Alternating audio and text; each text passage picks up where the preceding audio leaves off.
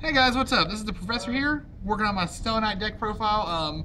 Just finished locals. A whole 6 people, still undefeated, whatever. But this deck seriously does have a lot of potential coming up in the next format, and it's because it's basically spellbooks with a win condition. What do I mean by that? We got 3 Deneb. Deneb is a searcher that gets searched by other searchers. He's also a stick. He's a big guy. You got 3 Altair, recursion in a bottle. Summon him, get another guy. He's amazing. 3 Ukulele. That's how you load up your graveyard for Altair. Everyone knows how Satellarknights work. I don't know why I'm explaining this. 2 Vega, because Vega makes Traverse plays go off, and plus just that extra special summon. It's not even a minus because you have Deneb. 1 All-Sam. People don't like All-Sam in their decks. I don't understand why. You don't like that winning. Burn for 1,000 can be relevant. It's extremely relevant if you go into time, which this deck does well because it grinds like a boss. Yeah, but 1,000 burn, like, you can repeat that dozens of times over the duel because you got so many ways to bring him back from the grave. Double Honest. I don't even like that card being at 2, but if it's a 2, I'm going to run it at 2 because your opponent basically won't attack you when you have a hand. 1 Max C. That's kind of just a little tech because Burning Abyss pretty much has to either go all out or just completely stop where they're at with once you Max C them. 3 Rhoda, continuing the Searchers train. Google searches out pretty much any card in your deck except for Max C and Honest, but who needs to search Honest, right? You always draw it. Triple MST. Cliff Forts are a thing. Other Tellarknights are a thing.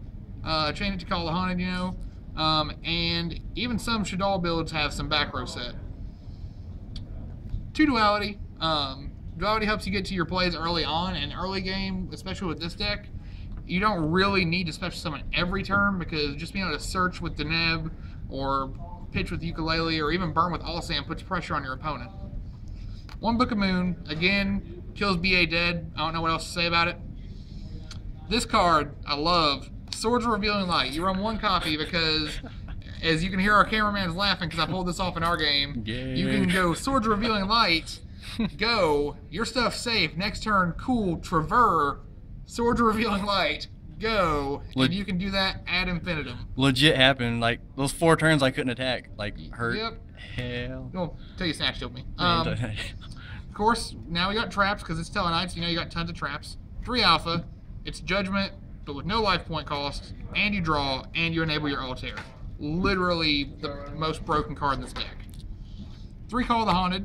Again, Traverse bouncing continuous traps is ridiculous. You overlay, your Call of the Haunted is dead.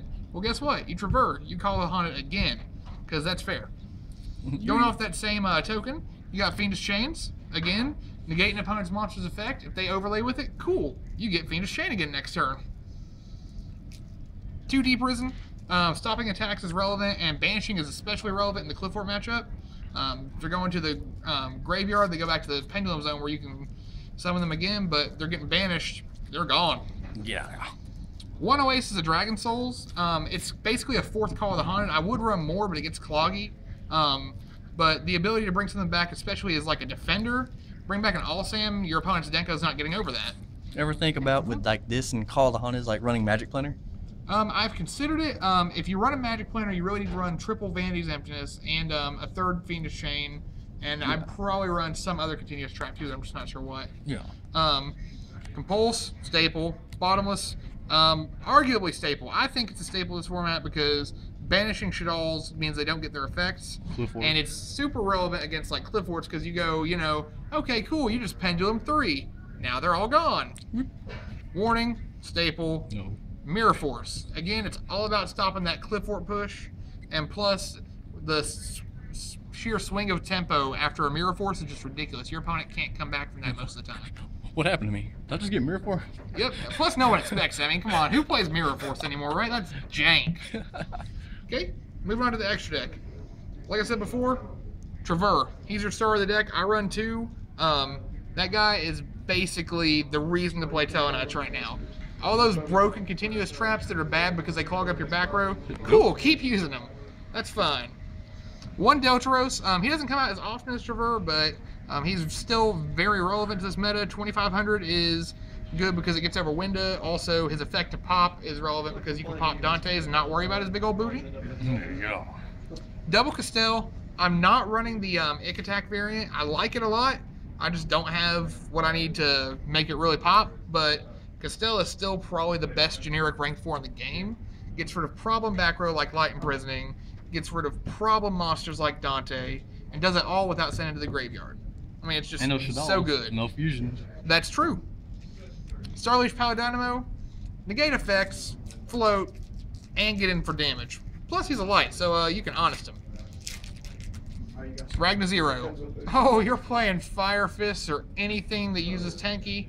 Cute. Dark Rebellion Exceeds Dragon. When you need a beater, he can get really, really big. Plus, when you need that last bit of damage to poke for game, you're guaranteed to get 2,500 in with him. If your opponent doesn't have any back row. Does it last more than 4 hours? Speaking of back row, Omega.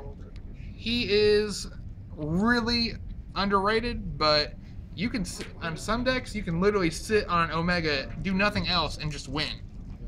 Spellbooks. 101. I mean, yeah, Abyss Dweller. Oh, cute. You use the graveyard. Excalibur. When you really need a beater. No bigger beater. Diamond Dyer. Because you sometimes going Altair is a 1-for-1 into another card is worth it. Nuke Roach. Ah. Because your field sucks and it's going to die. And finally, Bujinte Tsukiyomi. This card I was kind of torn about, but it is really awesome to be able to search out a Deneb or an Altair or even a Vega or something, and then set your whole hand, go into this guy, pitch that card into the graveyard where it's relevant for Altair, and then draw 2 cards. I mean, it's basically a mini Graceful Charity on legs. Set Rhoda, detach, draw 2, Rhoda, get Altair. That's dumb.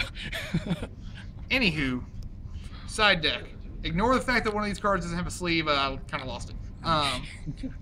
Puppet Plant. Hey!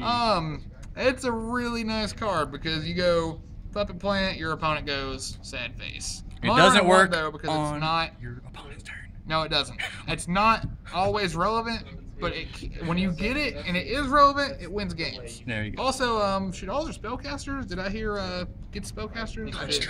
He's good. Defissure, one of your deck doesn't like banishing, but if you get 1 card in the grave and then you pop this Defissure off, your guys are going to be going in as materials anyway, so they don't get banished, and it really hurts a lot of the top tier decks. Similarly, 2 deck lockdown.